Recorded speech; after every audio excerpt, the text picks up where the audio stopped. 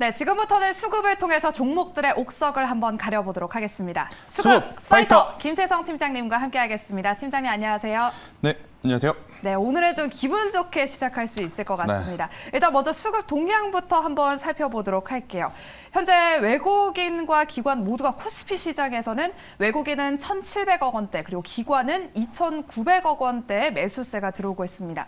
코스닥 시장에서는 반대로 외국인은 좀 700억 원대 매도를 보이고 있고요. 기관은 274억 원 정도 매수하고 있습니다. 지금 그래도 코스피 시장이 좀 좋은 걸 보면 삼성전자로 수급이 들어오고 있다는 점이 좀 코스피 시장에 영향을 미치겠죠? 그렇죠. 일단 굉장히 속상한 수급 동향이 아닐 수 없을 것 같습니다.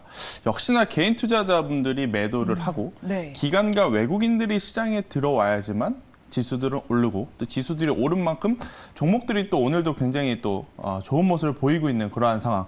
코스닥 같은 경우에는 외국인의 매수세가 조금 굉장히 약하죠. 오히려 이제 매도를 하고 있음에도 불구하고 지금 시총 상위 대형 종목들 혹은 개별 종목들이 정말 오랜만에 강한 힘을 오전에 이어서 오후장에 보여주고 있는. 그러니까 요 네. 며칠 동안은 오전에 강해도 오후장 되면 다 밀렸거든요. 그렇죠. 저 오늘도 사실 그런 고민이 좀 없지 않아 있었어요. 너무 강한데? 생각보다 너무 센데? 이러면 또 점심 먹고 흘러내리지 않을까? 이렇게 걱정을 했는데 정말 다행스럽게도 현재 저희가 수급파이터 방송을 하고 있는 이 시간에도 지수가 지금 굉장히 견고하게 버텨줬기 때문에 오늘 미국 시장이 한 번 더 상승을 좀 보여주게 된다면 충분히 우리나라 시장 내일까지도 기대해 볼 수 있지 않을까라는 의견을 한번 드려보도록 하겠습니다. 우리 태성 팀장님께서 오늘 시장, 오늘 미국 증시가 좀 계속해서 상승세를 이어받는다면 내일 우리 시장도 좀 그렇죠. 기대해보지 않을까 이런 의견을 주셨는데 그러면 내일도 외국인과 기관의 수급을 좀 기대해봐도 될까요? 미국 증시만 좋다면? 그렇죠. 그러니까 만약에 오늘 미국 증시가 또 추가적인 상승세가 나온다면 또 상승세의 중심에 이 기술주들이 있다면 사실 우리나라 기술주 전기전자 혹은 이 전기차 배터리 종목들 과대 낙폭주예요. 그죠? 많이 빠져 있기 때문에 오늘 하루 오른 것만으로도 성에 안 차죠. 그래서 내일 하루 정도 더 추가적인 상승세 나올 수 있다. 이렇게 설명 한번 드리도록 하겠습니다. 네, 알겠습니다. 이렇게 간략하게 수급 동향 살펴봤고요. 그럼 본격적으로 지금 외국인과 기관이 담고 있는 종목들 중에서 어떤 종목이 조금 더 매력적일지 우리 김태성 팀장님과 함께 알아보도록 하겠습니다. 그럼 첫 번째 라운드부터 바로 시작해 보도록 할게요. 첫 번째 라운드, 파이트! 네, 대한항공과 레드캡투어가 만났습니다. 이 두 종목을 보니까 어떻게 보면 리오프닝, 여행으로 우리가 좀 묶어볼 수 있겠어요. 일단 뭐 리오프닝 관련해서는 지수의 영향을 좀 많이 받았었죠. 그쵸. 그러니까 아무래도 이제 중소형 개별주이다 보니까 지수가 좋지 않게 되면 뭐 대한항공 레드캡투어뿐만이겠습니까? 삼성전자도 6만 원이 깨지고 SK하이닉스도 조정의 폭이 깊고 LG에너지솔루션은 시장에 자꾸 잡음을 좀 만들어냈고 그러다 보니 리오프닝 관련주들이 멈칫멈칫했어요. 하지만 이제 그 안에서 어떠한 종목이 또 빠르게 순환매가 돌아갈까 고민을 저는 지금 해봐야 될 때다라는 이야기를 좀 드리고 싶습니다. 왜냐하면 이제 여름이 다가왔죠. 이제 여름이 다가오면 당연히 휴가 시즌이 곧 시작이 되죠. 네. 그럼 또 휴가 시즌에 많은 분들이 이동을 하게 되기 때문에 저는 그 어느 때보다도 리오프닝 관련한 종목군들 현재 위치에서 정말 잘 체크를 해봐야 된다라는 이야기를 드려보도록 하겠고요. 화장품 쪽은 제가 지난주에 한번 말씀드렸기 때문에 오늘은 리오프닝 관련해서 여행과 조금 관련이 있는 항공 혹은 여행주들 이 두 종목은 사실 같이 묶어도 됩니다. 같이 묶어도 되지만 굳이 여기서 한 섹터, 한 업종을 꼽으라고 한다면 어떤 업종에 투자라는 것이 지금은 더 좋을지에 대한 고민을 좀 하실 것 같아서 대한항공 레드캡투어 한번 체크해 보도록 하겠습니다. 네, 항공이냐 아니면 여행이냐 어떤 업종이 조금 더 매력적일지 그 승자 바로 공개해 주실게요. 레드캡투어를 꼽아주셨습니다. 저는 그래도 대한항공, 우리 코리안에어이지 않을까 싶긴 했는데 왜 레드캡투어 골라주셨을까요? 일단 대한항공이 매출을 내는 구조는 두 가지가 있는 것으로 저희가 확인을 했죠. 네. 첫 번째는 관광객들이 우리나라에서 해외로 놀러 갈 때 또 해외에 있는 분들이 우리나라로 놀러 올 때. 근데 코로나 때 우리가 하나 확실하게 느꼈죠. 대한항공은 관광객의 수요도 중요하지만 항공 화물이 엄청나게 중요하다라는 것을 우리가 한번 느꼈습니다. 그런데 지금 전 세계적으로 가장 고민이 깊은 게 뭐죠? 금리 인상, 인플레이션에 대한 압박, 여기에 경기 침체라고 하는 단어들이 지금 지속적으로 나오고 있기 때문에 이 물동량 같은 경우에는 그때 한참 잘 나갔을 때보다 줄어들 수밖에 없지 않을까라는 불확실성이 저는 좀 깔려 있지 않나라는 생각이 들어요. 그래서 항공주 같은 경우에는 뭐 여전히 리오프닝으로서의 매력도는 굉장히 높지만 항공 화물을 좀 고려해 봤을 때 경기 침체에 대한 불확실성이 남아 있기 때문에 저는 대한항공보다는 이 여행주를 좀 체크를 해보는 게 좋은데 여행주 굉장히 많습니다. 대표적으로 모두 투어, 하나 투어, 노랑풍선 혹은 참 좋은 여행. 저 레드캡 투어를 제외하고 많은 여행주들이 많지만 그 중에서 제가 이제 레드캡 투어를 좀 채택한 것은 두 번째 포인트가 이제 가장 중요할 것 같아요. 일단 첫 번째 여행 사업의 회복은요. 레드캡 투어뿐만이 아니고 하나 투어, 모두 투어, 참 좋은 여행, 노랑풍선 이 코스피 코스닥 시장에 상장되어 있는 모든 여행사들이 동시에 동일하게 조금 받을 수 있는 수혜예요. 근데 여기서 한 가지 다른 차이점이라고 한다면 지금 레드캡 투어 같은 경우에는 B2B 중심 기업과 기업 간 이제 거래하는 것 중에서 자동차 대여 사업이 지금 굉장히 안정적으로 영향력이 커지고 있어요.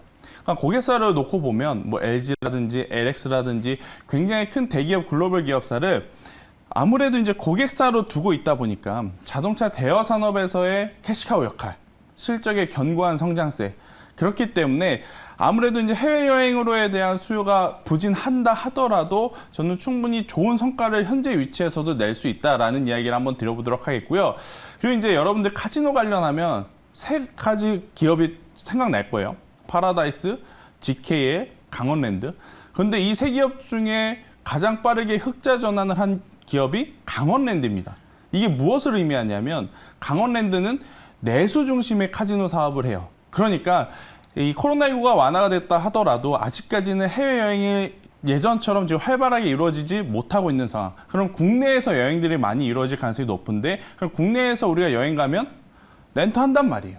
그러니까 그로 인한 실적이 다른 여행사보다 훨씬 더 높아질 가능성이 저는 높지 않을까라는 생각이 들어서요.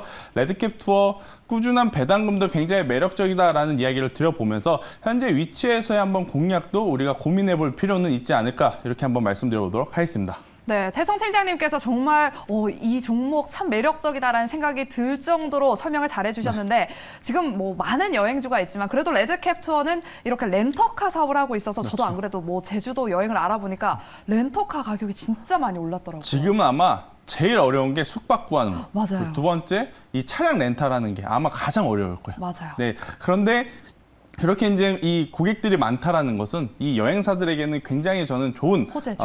호재다라고 생각이 들어서요. 레드캡 투어 같은 경우에는 현재 21선 이평선이라고 하는 이 노란색 이평선을 돌파하기 직전의 모습을 좀 보이고 있습니다. 이 매물대를 소화하게 되면 저는 충분히 단기적으로도 시세가 나올 가능성이 굉장히 높다라고 판단이 들어서요.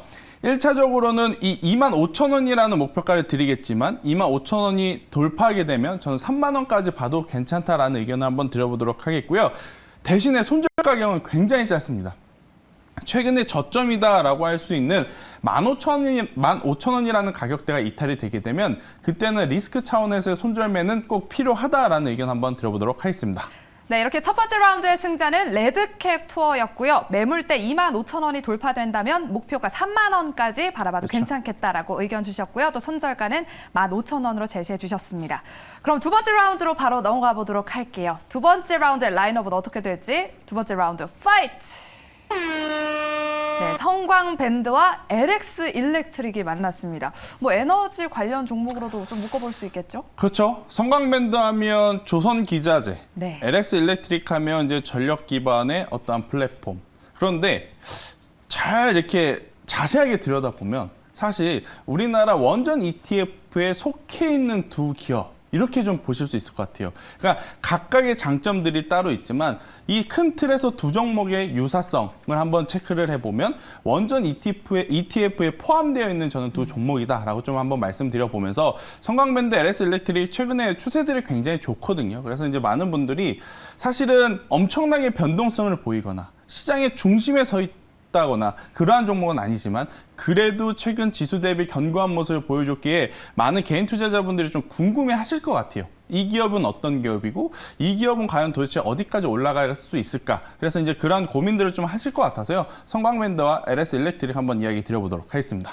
네, 말씀해 주셨다시피 성광밴드와 LX 일렉트릭은 이 두 종목 모두 지금 원전 ETF의 종목군 중 하나입니다. 네. 일단 원전 세일즈 기대감에 관심 받았던 종목이자 또 조선 기자재 관련 종목으로 또 묶어볼 수가 있겠고요. 또 LX 일렉트릭은 일렉트릭이란 이 단어처럼 전력망 투자 수혜가 기대되고 있는 종목입니다.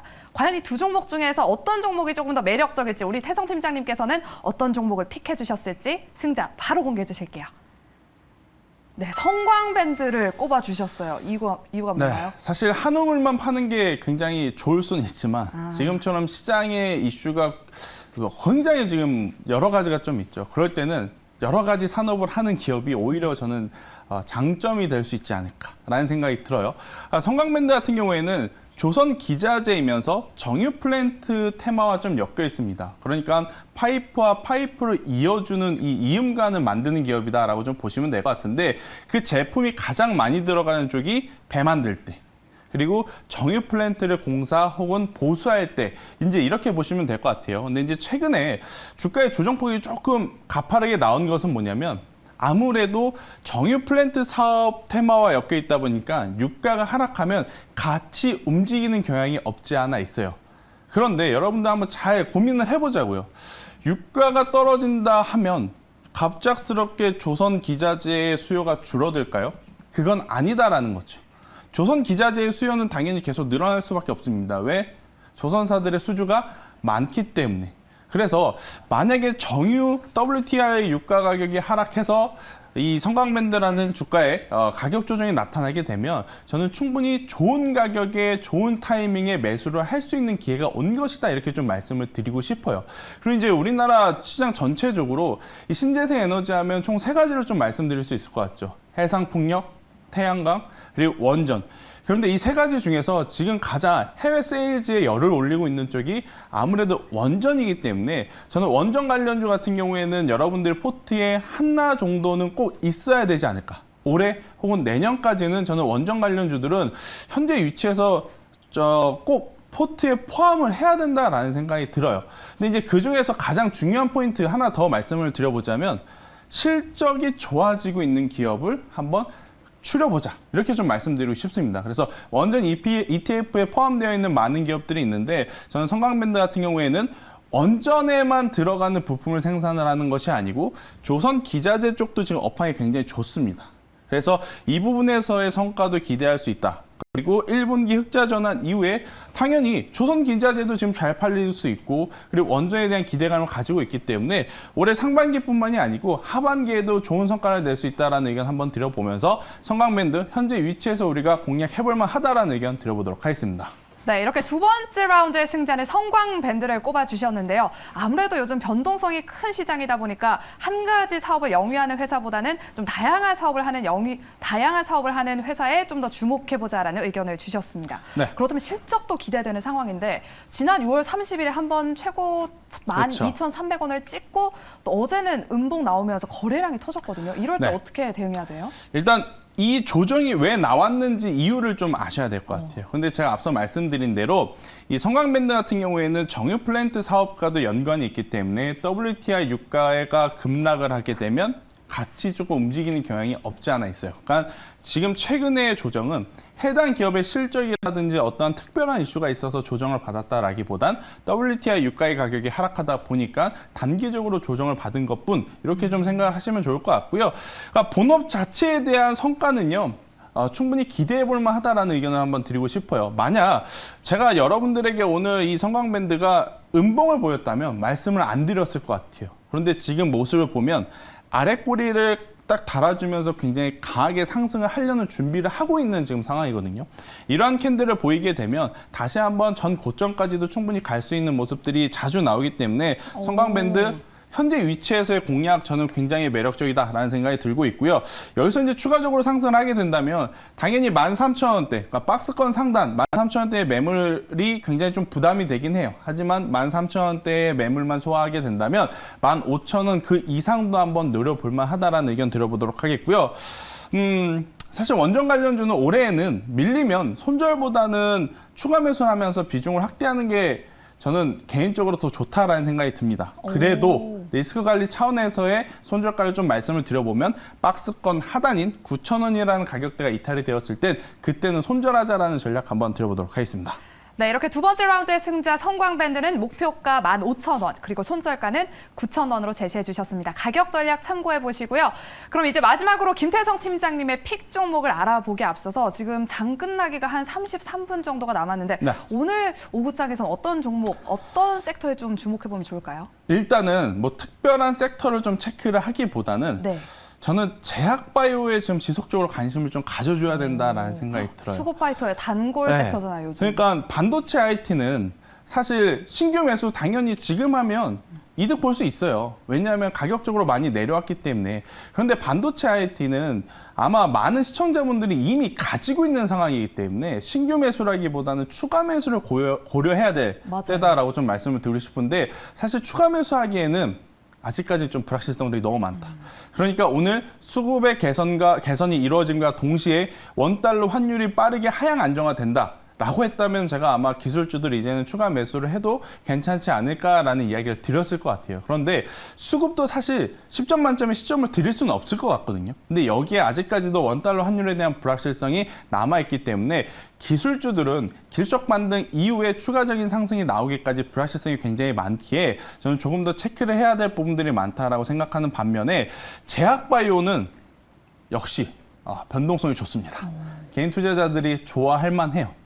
셀트리온 헬스케어, 셀트리온 제약 이 세 기업도 최근 지수 대비 굉장히 강한 모습을 보였고 또 삼성바이오로직스는 여러분들도 아시겠지만 지수가 최근에 좋지 않았을 때도 잘 버텼고 또 SK바이오사이언스 이거 이번에 사고 치겠는데 설마 했는데 또 올라오고 물론 SK바이오사이언스를 과거부터 가지고 오신 분들은 이미 뭐 매수가가 20만 원, 25만 원, 30만 원이기 때문에 아무리 바닥에서 많이 올라왔다 하더라도 뭐 느낌도 오진 않으실 거예요. 그래도 현재 그 최근 상승 기준으로 놓고 보게 되면 굉장히 탄력적으로 움직이고 있는 모습을 좀 보이고 있어서 저는 제약바이오 쪽에 만약 메이저 수급 주체들의 관심이 더 쏠리게 된다면 지금보다 더 탄력적으로 움직일 수 있다. 이렇게 생각이 들고 수급 파이터 시간을 통해서 많이 말씀드린 종목을 제가 다시 언급을 드릴게요. 셀트리온 헬스케어를 제가 아마 가장 많이 언급을 드렸던 것 같고요. 네, 가장 밑에 굉장히 있네요. 좋습니다. 네. 저희가 6만 원 초반대부터 말씀을 드렸어요. 그리고 오늘 또 시세가 나오고 있는 레고캠 바이오도 저희가 계속해서 강조드렸던 종목이고 그리고 이제 그 이후에 제가 이제 다시 한번 또 고민을 오늘 사실 앞선 종목군들 가지고 오기 전에 알테오젠이라고 하는 기업을 가지고 올까 말까 고민을 굉장히 많이 했거든요. 그래요? 근데 최근에 제약바이오를 계속 말씀드렸기 때문에 오늘은 한번 쉬었다 가자라는 생각이 알테오젠을 안 갖고 나왔는데 알테오젠 같은 종목군들 저는 현재 위치에서 굉장히 매력적으로 볼 수 있다라는 의견 한번 드려보도록 하겠습니다. 네, 앞으로 말씀해주신 것처럼 셀트리온 헬스케어 그리고 레고캠 바이오, 알테오젠 제 관심 종목에 넣어놨고 알겠습니다. 네, 흐름 한번 잘 살펴보도록 하겠습니다. 그렇다면 오늘은 그래도 너무 제약 바이오가 단골 종목이었으니까 네. 오늘은 좀 다른 섹터의 종목을 준비해 오신 것 같은데 오늘 김태성 팀장님의 픽 종목은 무엇일까요? 오늘 만약 삼성전자의 잠정 실적 발표 날이 아니었다면 네. 그러니까 삼성전자가 올라오지 않았다면 이 섹터가 좀 시장에서 반응을 하지 않았을까라는 저는 섹터를 가지고 나왔어요. 바로 폐배터리 관련주를 가지고 나왔는데요. 네. 제가 가지고 온 종목은 오늘의 종목은요. 네, 파워로직스를 가지고 오셨습니다. 일단 전기차 배터리 시장이 커지면 커질수록 그러니까 전기차의 사용량이 커지면 커질수록 결국은 이 배터리 재사용 사업도 당연히 커져야 된다라는 생각이 듭니다. 재사용, 재활용. 그러니까 이 배터리에 들어가는 니켈, 코발트, 망간 같은 경우에는 희귀금속이에요. 그러니까 지금은 굉장히 매입량이 그러니까 굉장히 우리가 원하는 대로 채굴을 할 수 있지만 나중에는 결국 어느 정도의 한도가 있다라는 겁니다. 그러면 지금 그 니켈이라든지 코발트라든지 망간으로 이제 만들어진 배터리를 그냥 일부 사용해서 버릴 것이냐? 그게 아니죠. 거기서 다시 추출을 해서 분리를 해서 재사용을 할 수 있으면 재활용을 할 수 있으면 충분히 하는 것이 환경적인 문제에도 저는 굉장히 좋다라고 생각이 들고 또 관련 업종들이 또 한 번 더 크게 살아날 수 있는 그러한 기회가 되지 않을까라는 생각이 듭니다. 왜냐하면 이 전기차 시대로 가면서 아이러니한 거죠. 그러니까 이게 뭐가 아이러니하냐면 친환경을 생각해서 전기차로 갑니다. 그런데 그 배터리를 그냥 폐기를 해버리면 이건 친환경을 생각하는 방법이 아닌 거잖아요. 그 배터리에서 다시 한번 이런 희귀금속들을 재추출을 해서 사용할 수 있는 산업 또한 당연히 저는 커져 나가야 된다는 생각이 들어서 우리나라에는 뭐 MPC라는 기업도 있을 수 있고 또 굉장히 또 많은 이 대기업들이 진출을 하고 있는데 저는 파워로직스가 현재 위치에서 그리고 가격적으로 굉장히 또 부각이 되는 부분들이 있어서요. 한번 관심 있게 보자라는 의견 한번 들어보도록 하겠습니다. 네, 남은 시장에서 파워로직스 관련 종목도 지금 눈여겨보시고요. 그럼 가격 전략도 같이 제시해 주실게요. 네, 일단 뭐 파워로직스 여러분들이 이제 매수하시기에는 너무 부담이 없는 위치입니다. 너무 부담이 없는 위치여가지고 마치 이 차트가 레드캡 투어를 보는 것 같죠. 거의 아마 유사해요. 지금 다수의 종목군들이 최근에 조정을 받았다가 이제 여기서 어떤 종목은 치고 갈 것이고 어떤 종목들은 치고 가지 못하고 이제 조정을 받을 것인데 저는 파워로직스는 치고 조금 올라갈 가능성이 높다는 생각이 들어서 목표가 8,000원 대신에 손절가는 굉장히 짧게 5,000원 제시 한번 드려보도록 하겠습니다. 네, 파워로직스의 목표가는 8,000원, 그리고 손절가는 타이트하게 5,000원으로 제시해 주셨습니다. 파워로직스 가격 전략도 이렇게 한번 참고해 보시고요. 김태성 팀장님과 함께 수급을 통해서 종목들의 옥석을 가려봤습니다. 오늘 말씀 고맙습니다.